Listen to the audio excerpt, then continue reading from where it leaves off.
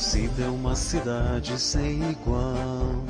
O seu progresso acompanha a capital, com suas indústrias e produtos minerais.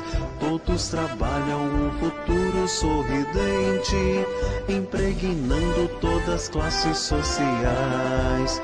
Nossa bandeira tem várias cores. O amarelo representa os minérios, o verde e branco representam nossos campos. Belas estrelas brilham no céu azul, onde se forma o lindo Cruzeiro do Sul.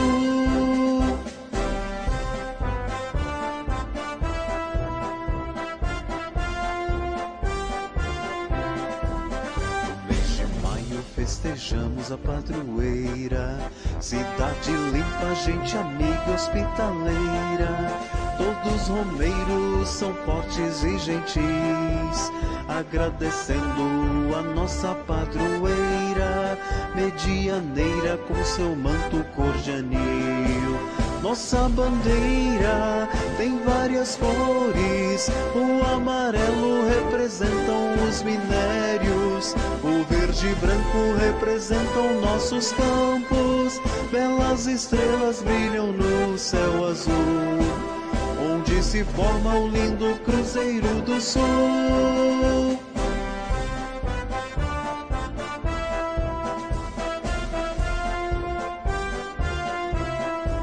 Seus visitantes ficam todos encantados. Lugar bonito, céu azul e estrelado. As suas terras são boas e férteis, e os seus filhos ordeiros varonis. Todos trabalham pro progresso do Brasil. Nossa bandeira tem várias cores. O amarelo representa os minérios, o verde e branco representam nossos campos. Belas estrelas brilham no céu azul, onde se forma o lindo Cruzeiro do Sul.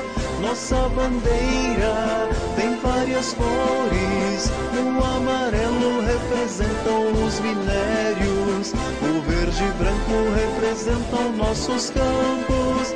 Belas estrelas brilham no céu azul, onde se forma o lindo Cruzeiro do Sul.